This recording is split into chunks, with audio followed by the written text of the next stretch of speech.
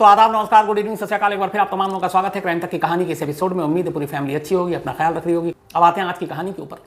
आज की कहानी में इतने मोड़ हैं, इतने रहस्य हैं, और इस कहानी का जो क्लाइमेक्स है खासतौर पर वो चौंकाएगा, क्योंकि कहानी जैसे जैसे आगे बढ़ेगी आपको लगेगा पता नहीं इसमें क्या हो रहा है, लेकिन जब कातिल का चेहरा सामने आएगा तो शायद आप भी चौंकेंगे। आज की कहानी पुलिस इन्वेस्टिगेशन की एक अजीब कहानी है। हालांकि एक नायाब इन्वेस्टिगेशन भी है, लेकिन पुलिस की कुछ कमियां भी हैं इस जांच में। कई जगहों पे पुलिस ने कुछ अहम सुराग और सबूत को शुरू में नज़रअंदाज कर दिया। अगर वो ना करते तो शायद ये केस पहले खुल जाता, लेकिन फिर भी पुलिस ने अच्छा काम किया। कहानी महाराष्ट्र की है, महाराष्ट्र के जलगांव इलाके की है, और जलगांव में एक ज़िला है जिसका नाम है चोपड़ा। उसी चोपड़ा ज़िला के एक गाँव की कहानी है। इस गाँव में एक परिवार रहता था, गरीब परिवार, बहुत पैसे वाला नहीं। परिवार का मुखिया, जिसका नाम बगरू पाटिल, अपनी पत्नी गीताबाई पाटिल और 2 बच्चों, एक बेटा मंगेश पाटिल और एक बेटी, ये चारों लोग इस गांव में रहते थे। बगरू मजदूरी क्या करता था, घर का देखभाल भी करता था, एक अच्छा बाप, एक अच्छा पति, और ज़िंदगी में सब कुछ ठीक चल रहा था। बच्चे भी स्कूल भेज रहा था ताकि बच्चे जो है बड़े होकर अच्छे बने, बड़े आदमी बने। तो शुरू से वो चाहता था कि वो पढ़े लिखे। तो मंगेश पाटिल जो बगरू का बेटा था और गीता का 12 साल इसकी उम्र थी, वो अपनी छोटी बहन के साथ स्कूल जाता था। घर गृहस्थी सब कुछ, ज़िंदगी ठीक चल रही थी बगरू की। 2 फरवरी 2019 की तारीख आती है, 2 फरवरी 2019, सैटरडे का दिन था, शनिवार। उस दिन स्कूल जल्दी छुट्टी हो जाती है। बहुत जगह पे सैटरडे और संडे की स्कूल छुट्टी होती है, लेकिन कुछ जगहों पे सैटरडे हाफ डे होता है, तो हाफ डे की छुट्टी जल्दी हो जाती है। तो 2 फरवरी 2019 सैटरडे के दिन सुबह मंगेश अपनी छोटी बहन के साथ स्कूल जाता है। स्कूल जाने के बाद, चूँकि सैटरडे हाफ डे है, तो वो थोड़ा जल्दी लौट आता है। उसकी बहन अभी लौटी नहीं है। वो घर आता है। घर आने के बाद अपना बस्ता रखता है किताबों का और अपनी माँ से कहता है कि मैं अभी आता हूँ, और वो टॉयलेट के बहाने बाहर चला जाता है। थोड़ा वक्त बीतता है, वो लौटता नहीं है। 1-2 घंटे हो गए, लौटा नहीं। अब गीताबाई, मंगेश की माँ को फिक्र होने लगी, क्योंकि अक्सर वो खाना वाना खाकर खेलने जाता था, लेकिन स्कूल से आया, बस्ता रखा और गायब। बोला अभी आ रहा हूँ। अब 2-3 घंटे बीत गए। गीताबाई परेशान बाहर निकली, आस पड़ोस में ढूंढा। अच्छा, इस गांव में गीता और बगरू पाटिल के बहुत सारे रिलेटिव, रिश्तेदार भी रहते थे, बट आसपास कहीं नहीं मिला। कुछ दोस्त थे, उन दोस्तों से पूछा मंगेश के, उन्होंने कहा नहीं। धीरे धीरे शाम हो गई, मंगेश घर नहीं लौटा। अब शाम को बगरू पाटिल भी अपनी मजदूरी ख़त्म कर घर लौटता है। घर लौटता है तो देखता है कि उसकी पत्नी गीताबाई परेशान है, रो रही है, और वो फिर बताती है कि ऐसे ऐसे मंगेश स्कूल से आया, बस्ता रखा और बाहर गया, और उसके बाद से लौटा नहीं। 5-6 घंटे हो गए। अब बगरू भी घबरा जाता है। इसके बाद अब दोनों पति पत्नी मिलकर ढूंढते हैं, हर एक गली को ढूंढते हैं, जाकर रिश्तेदारों से पूछते हैं, मंगेश के दोस्तों से पूछते हैं, लेकिन कोई सुराग नहीं मिल रहा। और धीरे धीरे शाम हो रही, रात का अंधेरा शुरू हो गया। माँ बेहद घबरा रही है। अब वो रोने चीखने लगती है। इकलौता बेटा है। बगरू भी परेशान है, इससे पहले कभी ऐसा हुआ नहीं, और मंगेश कभी इधर उधर जाता नहीं था, दोस्तों के साथ खेलता, वक्त पर घर लौटा था। पूरी शाम पूरी रात दोनों मियाँ बीवी ने बाकी रिश्तेदारों के साथ मिलकर मंगेश को ढूंढने की कोशिश की। पूरे गांव को छान मारा, कहीं बगरू नहीं, वो मंगेश नहीं मिला। रात बीती, सुबह हो गई। तब तक गांव के बाकी लोगों को भी पता चला। गांव वाले अपनी तरफ से भी ढूंढ रहे हैं, रिश्तेदार भी ढूंढ रहे हैं, माँ बाप भी ढूंढ रहे हैं, लेकिन कहीं से मंगेश की खबर नहीं। स्कूल वालों से भी पूछा, ये भी पता किया स्कूल में कुछ ऐसा तो नहीं हुआ उसके साथ डांटा वाटा, लेकिन वो पढ़ने लिखने में अच्छा लड़का था, वहाँ पर भी कोई ऐसी बात पता नहीं चली। अब चूँकि सुबह हो गई, अगले दिन 3 फरवरी की तारीख आ गई, और मंगेश को गायब हुए हुए लगभग 15-16 घंटे बीत चुके थे। तो थक हार कर माँ बाप को रिश्तेदारों ने और गांव वालों ने ये सलाह दी कि आप जाकर पुलिस स्टेशन में रिपोर्ट लिखाओ। अब गीता और बगरू पाटिल पुलिस स्टेशन पहुंचते हैं उसी ज़िले में, और जाकर अपने 12 साल के बेटे मंगेश पाटिल की गुमशुदगी की रिपोर्ट लिखाते हैं। अब 12 साल का एक बच्चा गायब हुआ। पुलिस वाले भी थोड़े सिंसियर थे वहाँ पे। उन्हें लगा कि ये कैसे हो सकता है, बच्चों के गायब होने का मामला है। पुलिस फ़ौरन हरकत में आती है। एक टीम माँ बाप के साथ गाँव भेजी जाती है। वो तमाम लोगों से पूछताछ करते हैं, उसके बाद अपनी रिपोर्ट देते हैं, सीनियर अफसरों को बताते हैं। फिर सीनियर अफसर जो है तय करते हैं कि एक स्पेशल टीम बनाई जाए पुलिस की, जो मंगेश को ढूंढे। अब एक स्पेशल टीम बनाई गई। पहले पता किया गया कि भाई कहीं बगरू पाटिल या गीताबाई की किसी से दुश्मनी तो नहीं है, रिश्तेदारों से कोई ज़मीन जायदाद का झगड़ा तो नहीं है। पता चला कि इतने तो गरीब लोग हैं।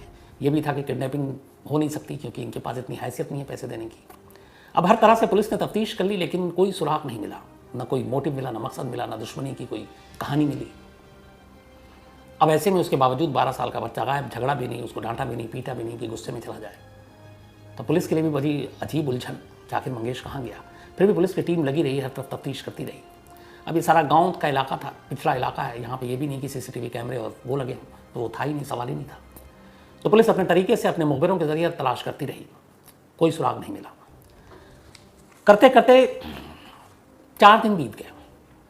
4 दिन तक पुलिस हाथ पैर मारती रही, लेकिन पुलिस को कोई सुराग नहीं मिलता है। 5वां दिन भी बीत जाता है, फिर 6ठा दिन भी बीत जाता है। अब 8 फरवरी की तारीख आ गई, 2 फरवरी से गायब है मंगेश। 8 फरवरी को कुछ गांव वाले बताते हैं कि इस गांव में जहाँ पे मंगेश का घर है, उससे करीब आधे मील दूर एक जंगल का इलाका है, वहाँ पे किसी इंसान का एक पैर कटा पड़ा है। पुलिस की टीम खबर मिलकर पहुँचती है, मौके पर जाती है। वहाँ फॉरेंसिक टीम को बुलाया जाता है, डॉग स्क्वाड को बुलाया जाता है। अब उस कटे हुए पैर को देखकर लगता है कि ये पैर किसी बच्चे का है, क्योंकि पैर का साइज़ बहुत बड़ा नहीं था। और उसको देख के ये भी लग रहा था कि इसे किसी कुल्हाड़ी से काटा गया है। पुलिस ने उस पैर के टुकड़े को अपने कब्जे में लिया, फॉरेंसिक टीम ने वहाँ पे अपनी तफ्तीश की और पुलिस ने उसको लेकर अस्पताल भिजवा दिया।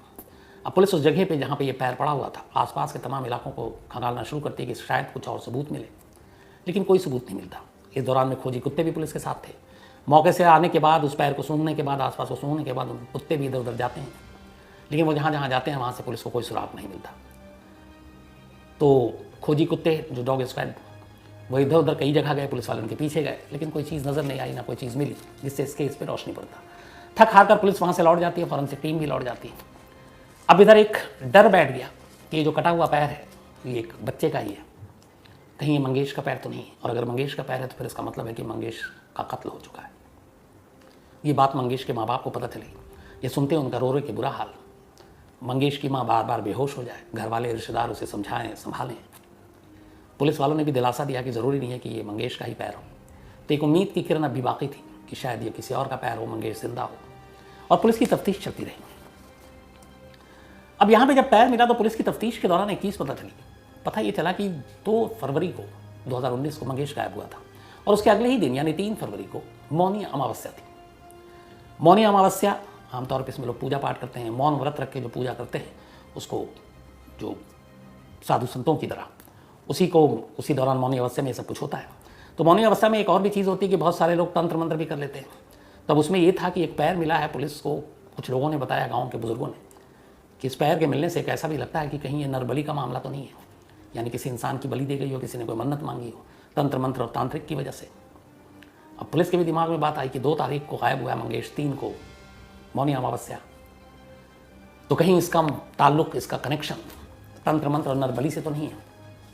अब जब ये चीज़ें पुलिस के सामने आई तो पुलिस ने फिर कहा कि तमाम गांव और आसपास के ऐसे लोगों को ढूंढो जो तंत्र मंत्र करते हैं। बहुत सारे तांत्रिकों को उठाया गया, उनसे पूछताछ की गई, लेकिन उन्होंने जो बयान दिया उस हिसाब से न उनके गांव में मौजूदगी थी, न मौके वारदात पर मौजूदगी थी उनकी, न मंगेश के घर के आसपास। तो एक एक कर उन तांत्रिकों को छोड़ना पड़ा पुलिस को, कोई कनेक्शन जोड़ नहीं रहा, कोई सुराग मिल नहीं रहा। इसी तफ्तीश के दौरान फिर पुलिस को पता चला कि इस गाँव के पास ही एक जौहरी की दुकान है, और वो उस पूरे इलाके में एक इकलौती ऐसी दुकान है जिसके दुकान के बाहर सीसीटीवी कैमरा लगा हुआ है। अब पुलिस को लगा कि चलो यहाँ से शायद कोई सुराग मिल जाए। पुलिस ने उस सीसीटीवी फुटेज को खंगालना शुरू किया, 2 फरवरी के सारे विजुअल निकाले। देखते देखते रात के वक्त एक तस्वीर दिखाई दी। उसमें दिखाई दिया कि एक भिखारी जैसा शख्स अपने पीठ पे एक बोरी लाद कर जा रहा है, और उस बोरी में लग रहा है कि अच्छा खासा सामान है, लेकिन उस भिखारी का चेहरा साफ नजर नहीं आ रहा, धुंधला है। बोरी को देख के पुलिस को लगा कि कहीं इस बोरी में कोई लाश तो नहीं है, क्योंकि बोरी का साइज़ और वजन देखकर वैसे ही लग रहा था। तो पुलिस को डाउट हुआ कि यही शायद कातिल है, ये लाश को ठिकाने लगाने ले जा रहा है। अब चेहरा क्लियर नहीं था, लेकिन उस चेहरे के आधार पर जो तस्वीरों में कैद हुई, पुलिस ने स्केच आर्टिस्ट को बुलाया और उस भिखारी की तस्वीर बनाई और गांव में जगह जगह चिपकवा दिया, आसपास के ज़िले में भी। और पुलिस ने अपनी तरफ से इनाम का भी ऐलान किया कि जो भी इस भिखारी को पहचानेगा उसे इनाम दिया जाएगा। लेकिन यह कोशिश भी नाकाम रही। न उस भिखारी की पहचान हुई, न कोई आगे आया, न उसकी शिनाख्त हुई, वो कौन था कुछ पता नहीं चला। वक्त बीत गया, करीब अब 10-12 दिन हो चुके थे। अचानक फिर एक रोज़ पुलिस को अचानक खबर मिली कि गांव से ही दूरी पर एक जंगल है, उस जंगल में कुछ इंसानी टुकड़े मिले। पुलिस की टीम फिर मौके पर पहुंचती है, वहाँ जाती है तो देखती है कि इंसानी जिस्म के कुछ अलग अलग टुकड़े, हाथ है और भी चीज़ है, और एक खून से सने हुए कपड़े भी हैं, लेकिन सर गायब है। अब जब कपड़ा दिखा तो उस दिन सारी गलतफहमी दूर हो गई और ये पता चल गया ये जो शरीर के टुकड़े हैं ये उसी 12 साल के बच्चे मंगेश पाटिल के। कपड़े घर वालों ने पहचान लिए। माँ बाप का रो रो कर बुरा हाल। गीता पाटिल को संभालना और समझाना मुश्किल हो गया। इकलौते बेटे की इस तरह से मौत किसी भी माँ बाप को तड़पा कर रखते। तो अब ये लगभग क्लियर हो चुका था, फिर भी पुलिस ने अपनी तरफ से डीएनए और बाकी चीज़ों के लिए भेज दिया, क्योंकि सर अभी तक नहीं मिला। अब इन चीज़ों के मिलने के बाद पुलिस को ये यकीन हो गया कि मामला कत्ल का है। और अब वही बात कि अगले दिन मौनी अमावस्या थी, तो क्या ये नरबली का मामला है। पुलिस ने एक बार फिर से तय किया कि वो तमाम जादू टोना तंत्र मंत्र करने वाले लोगों को उठाएगी। इसके बाद उन तमाम लोगों को एक एक कर उठाया गया। इस दौरान में जहाँ से ये शरीर के अलग अलग टुकड़े मिले, उस जंगल को भी पूरी तरह से छान मारा। बहुत सारे पुलिस वाले लगाए गए, दूर दूर तक जाके उन्होंने तलाशी दी, शायद कुछ और मिल जाए, सर मिल जाए, कोई और सुराग मिल जाए, लेकिन कुछ नहीं मिला। 15 दिन अब बीत चुके थे। 15 दिन में एक पैर, हाथ, शरीर के कुछ टुकड़े मिले, मंगेश के कपड़े मिले, लेकिन सर भी गायब है और शरीर के कुछ और टुकड़े गायब हैं। सुराग और सबूत के नाम पर पुलिस के पास कुछ नहीं। एक सीसीटीवी कैमरा में एक भिखारी कैद हुआ, उससे भी कोई जानकारी नहीं मिली। मोबाइल और ये सारी चीज़ें थी नहीं जिससे कुछ लोकेशन और बाकी चीज़ें आप ट्रेस करें। मंगेश बच्चा था, घर वाले गरीब थे, मोबाइल वो यूज़ भी नहीं करते थे। तो पुलिस के हाथ खाली हैं। 15 दिन हो गए। इधर टुकड़े मिलने के बाद अखबारों में भी वहाँ लोकल खबर छपी, गाँव वाले गुस्से में भी है और पुलिस पर दबाव भी पड़ रहा है। और इधर पुलिस का है कि इस इलाके में इतनी बेरहमी से कौन कत्ल कर रहा है, लेकिन कातिल कौन है, मकसद क्या है, कोई कुछ सुराग नहीं है पुलिस के पास। एकदम अंधेरे में 15 दिन की तफ्तीश, स्पेशल टीम बनी हुई है। पुलिस खुद पे भी गुस्सा कर रही है कि वो इस केस को सॉल्व नहीं कर पा रही है। 15 दिन के बाद इस केस के जो आईए थे इन्वेस्टिगेटिंग अफसर, उन्हें लगा कि कहीं ना कहीं वो लोग कुछ गलती कर रहे हैं। इन 15 दिनों में जो उन्होंने इन्वेस्टिगेशन की, तफ्तीश की, कोई ऐसी चीज़, कई बार हर पुलिस वाले का सिक्स सेंस जागता है, उन्हें लगता है कि हम कहीं ना कहीं कोई चीज़ ऐसी मिस कर रहे हैं, हमारे आंखों के सामने से गुजरा लेकिन हमने शायद नज़रअंदाज कर दिया, हमें कहीं से कुछ इशारा मिला, हमने उसको समझा ही नहीं। और यही वजह है कि 15 दिन हो गए, केस सॉल्व नहीं हो रहा है। आईओ ने कहा कि ठंडे दिमाग से बैठकर अपनी टीम से सोचो कि हमने 15 दिन में अब तक क्या क्या हासिल किया सुराग और सबूत के नाम पर, और क्या क्या ऐसी चीज़ है जो हमने मिस कर दी। पूरी टीम लगती है, दिमाग लगाती है, सोचती है, शुरू से केस को स्टडी करते हैं। स्टडी करते करते आखिरकार एक जगह पर आकर एक पुलिस वाला रुक जाता है। वो कहता है, सर हम एक चीज़ मिस कर रहे हैं। उसने कहा, क्या? उसने कहा, मंगेश के गायब होने के 6ठे दिन जब पहली बार एक कटा हुआ पैर मिला और हमने वहाँ फॉरेंसिक टीम को बुलाई और डॉग स्क्वाड को बुलाया, खोजी कुत्ते को, तो उस खोजी कुत्ते से हमें कुछ मिला नहीं, लेकिन खोजी कुत्ता जिस तरफ जा रहा था, हमने उन इलाकों की तलाशी नहीं ली, ना वहाँ पे गहराई से जांच की। अब उन्होंने सब नोट किया था, ये पुलिस इन्वेस्टिगेशन का हिस्सा है कि हमने स्पॉट पे क्या क्या किया। कुत्ते को लेकर गए तो वो किधर किधर गया, जंगल के अंदर गया, बाहर गया, मार्केट में गया, मोहल्ले में गया, ये सारी चीज़ें नोट थी। तो अब उस निकाला गया कि उस दिन वो कुत्ता मौके वारदात को सूंघने के बाद किधर किधर गया।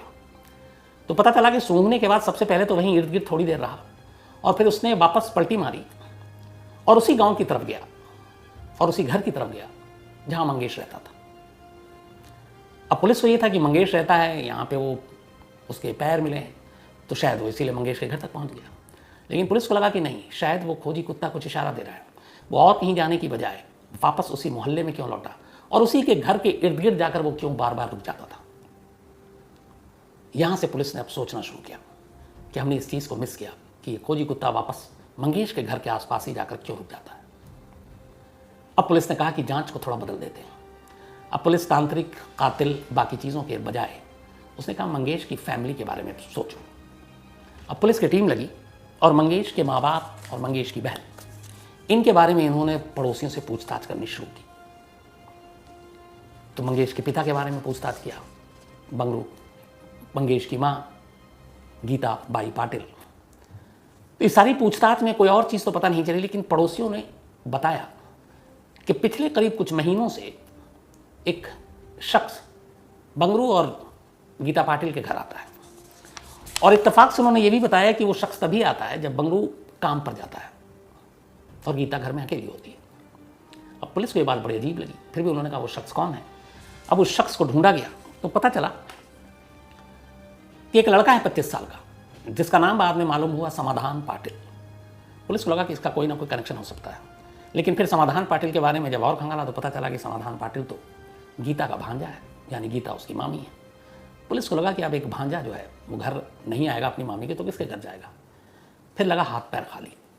पुलिस को लगा कि अब कोई सुराग नहीं है, कोई सबूत नहीं है। लेकिन फिर भी पुलिस ने समाधान पाटिल को बुलाया। उसने कहा कि चलो इससे पूछताछ करते हैं।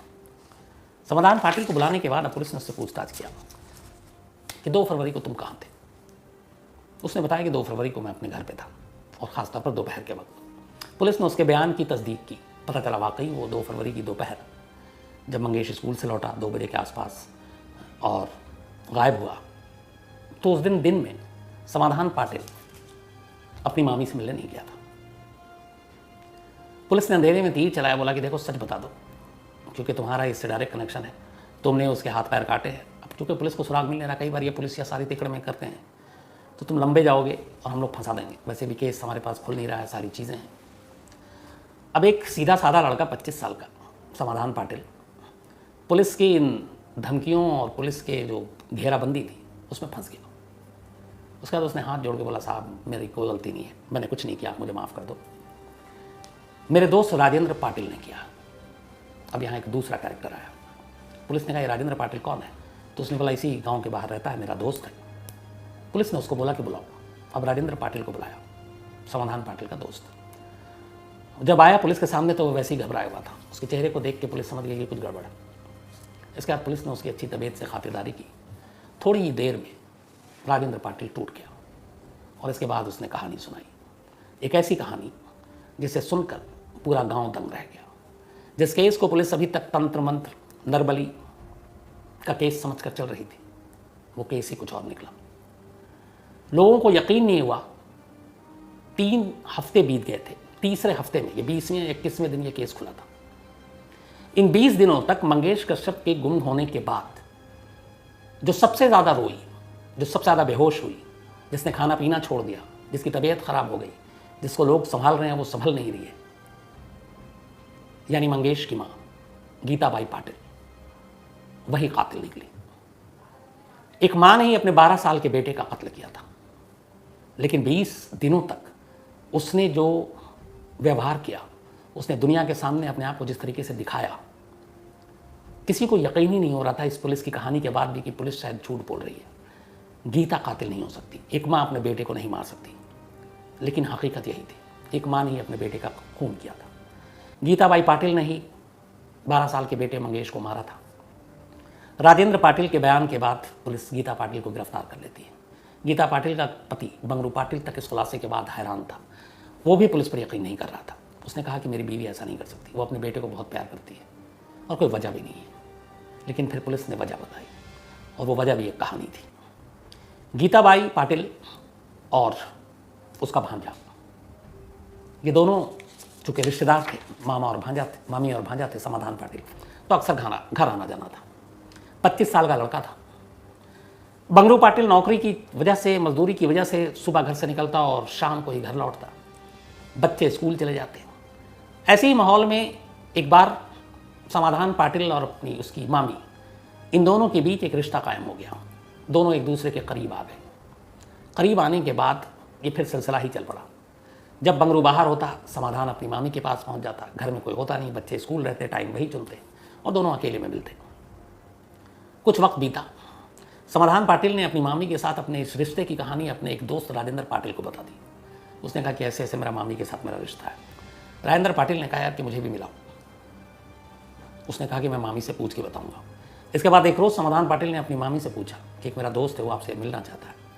मामी को कोई एतराज़ नहीं हुआ। उन्होंने कहा बुला लो। अब वो भी पहुंच गया। अब ये हुआ कि एक साथ गीता के 2 लोगों से रिश्ते थे, एक अपने भांजे से और उस भांजे के दोस्त से। तो कभी समाधान उसके घर पहुंच जाता, कभी राजेंद्र उसके घर पहुंच जाता, जब पति घर के बाहर होता, बच्चे स्कूल होते। और ये करीब महीनों, 4-5-6 महीने हो गए इस रिश्ते को चलता रहा। बंगरू पाटिल को कभी भनक नहीं लगी। पड़ोसियों को कभी शक इसलिए नहीं हुआ कि सगा भांजा है समाधान पाटिल, तो वो आता और उसके दोस्त हैं, तो क्या फ़र्क पड़ता है, घर के लोग हैं। ये कहानी चल रही थी बड़ी खामोशी से, दुनिया को पता नहीं था इस सच का।